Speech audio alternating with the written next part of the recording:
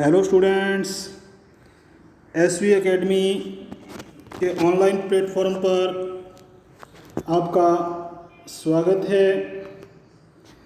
आज हम पढ़ेंगे कक्षा 12 के इतिहास विषय का प्रथम लेसन जो कि हमारा चल रहा था, और उसमें हमने पढ़ा था पुरातात्विक स्रोत। उसके 5 पॉइंट थे जो हमने पढ़े थे। उत्खनन से प्राप्त अवशेष,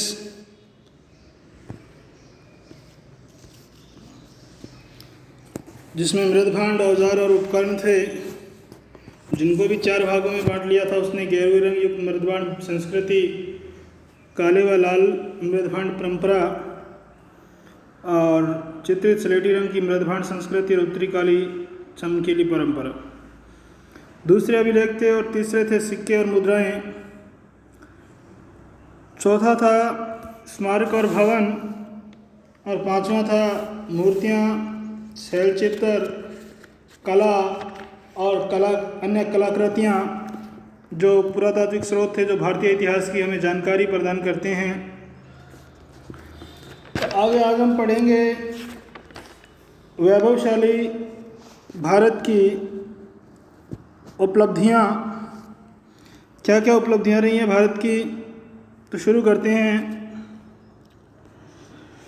भारतीय सभ्यता एवं संस्कृति, धर्म, समाज, कला, साहित्य एवं विज्ञान प्रारंभ से ही यानी कि शुरू से ही बड़े उत्कृष्ट रहे हैं, सर्वश्रेष्ठ रहे हैं। भारत को विश्व गुरु का दर्जा प्राप्त था। भारत को विश्व गुरु का दर्जा दिया जाता था क्योंकि यहाँ नालंदा और तक्षशिला जैसे महान विश्वविद्यालय थे, जहाँ पूरे संसार से लोग शिक्षा प्राप्त करने के लिए आते थे। आर्थिक समृद्धता की बात करें तो भारत को सोने की चिड़िया कहा जाता था। यानी कि आर्थिक दृष्टि से अगर प्राचीन भारत को देखा जाए तो प्राचीन भारत सोने की चिड़िया के नाम से जाना जाता था। नैतिक एवं मानवीय आचरण में भी भारत सदैव अग्रणी रहा है। और नैतिक और मानवीय आचरण यानी कि मनुष्य का जो आचरण था, आचार व्यवहार भी देखा जाए तो इस दृष्टि से भी भारत सदैव अग्रणी रहा है, यानी कि आगे रहा है। अथर्ववेद के पृथ्वी सूक्त में भारत भूमि को माता, तो क्वेश्चन ये बनता है कि भारत भूमि को माता किस वेद में कहा गया है? भारत भूमि को माता किस वेद में कहा गया है? अथर्ववेद। तो वेदों की संख्या कितनी है? 4। ऋग्वेद, सामवेद, यजुर्वेद और अथर्ववेद। तो अथर्ववेद में पृथ्वी को भारत भूमि को माता कहा गया है अथर्ववेद में। और सबसे प्राचीन वेद है ऋग्वेद। भारत भूमि को माता भूमि पुत्रोहम पृथिव्या, यानी कि माता भूमि है जो मेरी माता है। पुत्रोहम पृथिव्या, और मैं इस धरती का पुत्र हूँ, यानी कि पूरा संसार ही इस पृथ्वी का संतान है के रूप में माना है। और संपूर्ण विश्व को एक परिवार के रूप में वसुदेव कुटुंबकम, जैसा कि भारत की परंपरा रही है, पूरे संसार को एक परिवार के रूप में वसुधैव कुटुंबकम, यानी कि संपूर्ण पृथ्वी ही, वसुदेव वसुधा प्लस एव, संपूर्ण पृथ्वी ही कुटुंबकम मेरा परिवार है के रूप में स्वीकार किया गया है। संपूर्ण मानव के कल्याण यानी कि सर्वे भवन्तु सुखिना सर्वे सन्तु निरामया की कामना करने वाली हमारी संस्कृति ने एक आदर्श प्रस्तुत किया है। ऐसे कई उदाहरण हैं जिनसे प्रकट होता है कि हमारा अतीत, हमारा इतिहास अत्यधिक वैभवशाली रहा है, बहुत ही सुडौल और आर्थिक दृष्टि से, सामाजिक दृष्टि से, धार्मिक दृष्टि से, हर दृष्टि से बहुत ही वैभवशाली रहा है। भारत की इन उपलब्धियों का बिंदुवार विवरण निम्नानुसार है। यानी कि ये जो उपलब्धियां भारत को मिली हैं इनका बिंदुवार विवरण या वर्णन निम्नानुसार है। भारतीय संस्कृति का विश्व में संचार। संचार का मतलब होता है फैलाव, यानी कि किस प्रकार भारतीय संस्कृति पूरे विश्व में फैली। तो पढ़ेंगे इसको।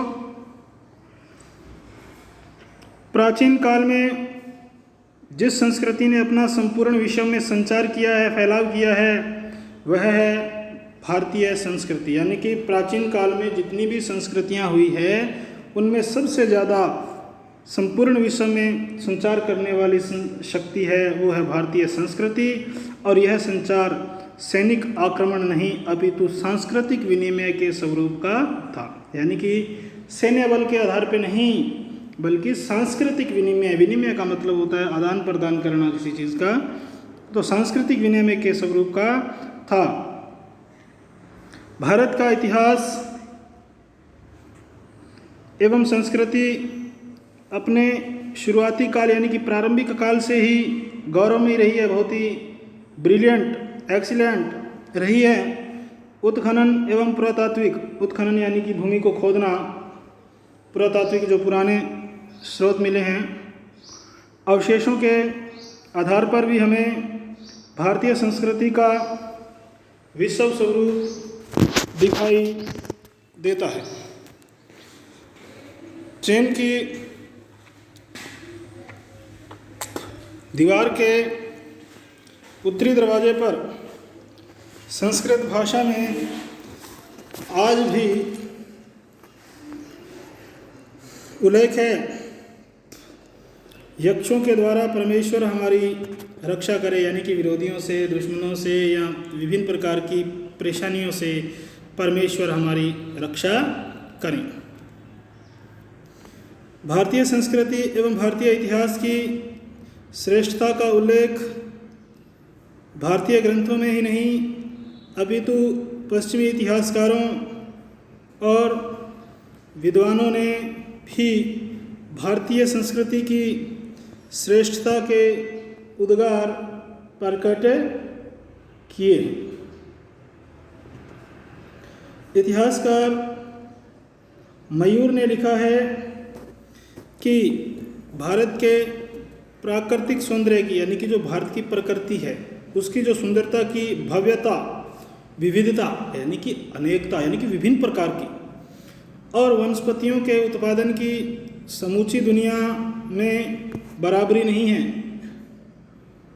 सर वाल्टर रेले ने लिखा है कि प्रथम मानव प्राणी का निर्माण भारत खंड में हुआ है। यानी कि विदेशियों ने भी माना है कि मानव जाति की उत्पत्ति भारत से ही हुई है। कर्नल अलकॉट ने मानव संस्कृति का उद्गम स्थल भारतवर्ष को ही माना, और कर्नल अलकॉट ने भी मानव संस्कृति का उद्गम स्थल भारतवर्ष को ही माना है।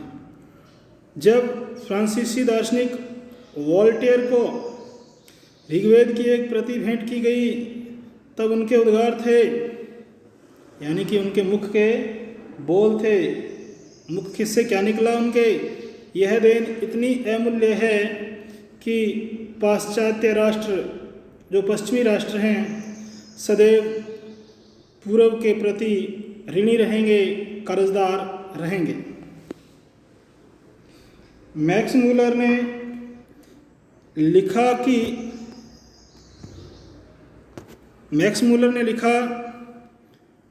कि यदि कोई मुझसे पूछे कि मानवीय अंतःकरण एवं बुद्धि की परिपूर्णता व शक्ति किस देश में अधिक चरम सीमा तक पहुंची है, संसार के गूढ़तम रहस्यों का विश्लेषण किस देश में हुआ है, प्लेटो, कैंट आदि के दर्शन के अध्ययन के बाद भी अध्ययन योग्य विषय किस देश में सुलझाए गए हैं, तो मैं त्रिवार उत्तर दूंगा, यानी कि हर बार मैं उत्तर यही दूंगा, हिंदुस्तान में। मैक्स मूलर के अनुसार पेरू देश यानी कि दक्षिणी अमेरिका अपने आप को सूर्यवंशी मानते हैं, सूर्य के वंशज मानते हैं। विजयदशमी पर राम सीतोत्सव, राम और सीता का उत्सव यानी विजयदशमी, राम सीतोत्सव, राम और सीता का उत्सव व बाद में राम जन्मोत्सव, राम के जन्म संबंधी उत्सव या त्यौहार आज भी मनाते हैं। इसी प्रकार हम कह सकते हैं कि भारत प्राचीन काल से ही वैभवशाली और समृद्ध रहा है। अग्नि पुराण एक पुराण है में भारत को जम्बूद्वीप कहा गया है। समुद्री पार के भारतीय प्रदेशों को द्वीपांतर कहा जाता है, यानी कि द्वीपों का अंतर कहा जाता है। इनमें नवद्वीप थे, यानी कि द्वीपों की संख्या कितनी थी? 9 थी। सांस्कृतिक भारत में वर्तमान जावा, सुमात्रा, ये 9 द्वीप हैं। जावा, सुमात्रा, मलाया, कंबुज, श्याम, चंपा, बर्मा, लंका आदि सम्मिलित थे। यूरोपीय विद्वान सिल्वेन लेवी ने भारतीय द्वीप समूह शब्द का प्रयोग किया है। अरबी भूगोलवेता, ये अरब का एक भूगोलवेता है, मसूदी यानी अल मसूदी ने भी लिखा है कि प्राचीन काल में भारत भूमि और समुद्र दोनों पर फैला हुआ था, यानी कि भारत भूमि और समुद्र दोनों में ही फैला हुआ था।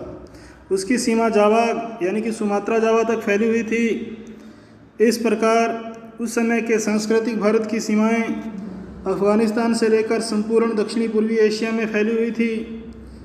शक्तिशाली जलयानों में बैठकर भारतीय ब्रह्मदेश, श्याम, Indonesia, Malaysia, Australia, Borneo, Philippine, Japan व कोरिया तक पहुँचे और वहीं अपना राजनीतिक तथा सांस्कृतिक साम्राज्य स्थापित किया, यानी कि राजनीति भी शुरू की और अपनी संस्कृति का प्रचार प्रसार भी किया। प्रशांत महासागर के द्वीपों से ऐसे ही अन्य नाविक एवं पर्यटक मध्य अमेरिका के मैक्सिको, होंडुरास, दक्षिण अमेरिका के पेरू, बोलीविया तथा चिली के विभिन्न स्थानों पर पहुँचे और वहाँ पर उन्होंने अपने क्या बनाए भाई? निवास स्थान बनाए। इसी प्रकार पश्चिमी भारत के बंदरगाहों से द्रविड़ पर्यटक तथा नाविक सोमालीलैंड से लेकर दक्षिणी अफ्रीका तक के समस्त पूर्वी समुद्र तट पर जगह जगह ने अपने वासस्थल यानी कि निवास स्थान स्थापित करने में सफल हुए। भारतीय शूरवीरों की एक शाखा हिमालय पर्वत के उत्तर में पूर्व की ओर बढ़ी और इन्होंने दक्षिणी रूस के विभिन्न राज्यों तिब्बत, मंगोलिया, सिंकियान, उत्तरी चीन, मंचूरिया, साइबेरिया और चीन तक पहुंचकर भारतीय संस्कृति का प्रभाव निर्मित किया। भारतवासियों की एक शाखा ने पश्चिमी द्वार से प्रस्थान किया और गांधार, पर्शिया, ईरान, इराक, तुर्किस्तान, अरब, टर्की तथा दक्षिणी रूस के विभिन्न राज्यों एवं फिलिस्तीन पहुंचकर अपनी संस्कृति का ध्वज फहराया, यानी कि झंडा फहराया। इस प्रकार के सुसंस्कृत जन, यानी कि संस्कृति से सु यानी सु उपसर्ग लगा हुआ है, अच्छे जन आर्य भारत से विश्व के विभिन्न देशों में जल तथा थल मार्ग से पहुँचे। वहाँ अपने धर्म, संस्कृति और सभ्यता का प्रचार कर वहाँ के निवासियों को भारतीय संस्कृति से परिचित करवाया।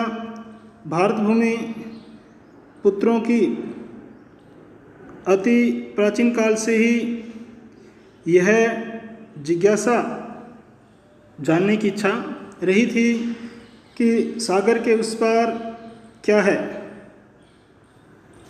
उनकी इच्छा थी कि विश्व के सभी लोगों को सुसंस्कृत बनाया जाए, सभी को आर्य बनाना होगा, अर्थात श्रेष्ठ। आर्य का मतलब होता है श्रेष्ठ। हमारे प्राचीन ऋषियों के महान उद्घोष कृणवंतो विश्वमार्यम के साथ भारतीय सागर पार कर गए और इसको वास्तविक स्वरूप प्रदान किया। कौंडिन्य नाम के वीर ने फुनान संस्कृति का निर्माण किया। कंबू कंबोडिया पहुंचा। चंपावरा नाम के बलाढ्य हिंदू राजा उदित हुए। सुमात्रा में श्रीविजय के वैभवपूर्ण साम्राज्य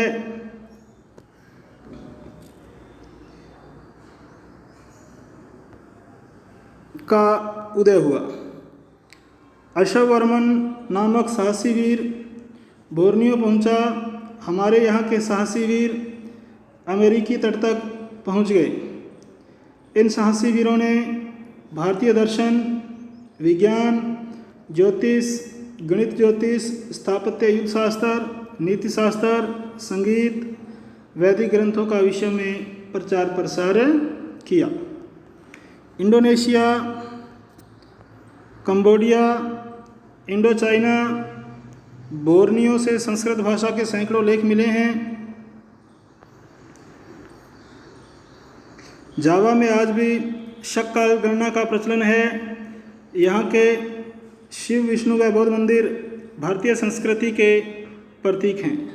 बोरोबुदूर व अंगकोरवाट का भव्य शिल्प अजंता एलोरा की समानता बताते हैं। चंपा आनाम, पांडुरंग, इंद्रपुर, बाली, कलिंग जैसे नगरों के नाम या राम वर्मा जैसे व्यक्तियों नाम भारतीय परंपरा से अटूट संबंध बताते हैं। यानी कि बहुत सारे देश हैं जो भारतीय संस्कृति को आज भी अपनाते हैं और नाम भी उनके हिंदुओं जैसे ही। इन देशों का रहन सहन, परंपरा, पूजा पद्धति, शास्त्र विधि, नीति, कल्पना, इनका आचार व्यवहार आदि में भारतीय परंपरा झलकती है, अर्थात संस्कृति झलकती है। और आज के लिए इतना ही।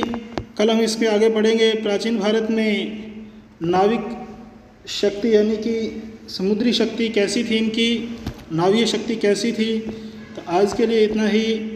और इस बुक के जो अभ्यास प्रश्न है, अति लघुतरात्मक प्रश्न और लघुतरात्मक प्रश्न, ये आपको स्वयं अपने आप करने होंगे। तो आज के लिए इतना ही। बहुत बहुत धन्यवाद।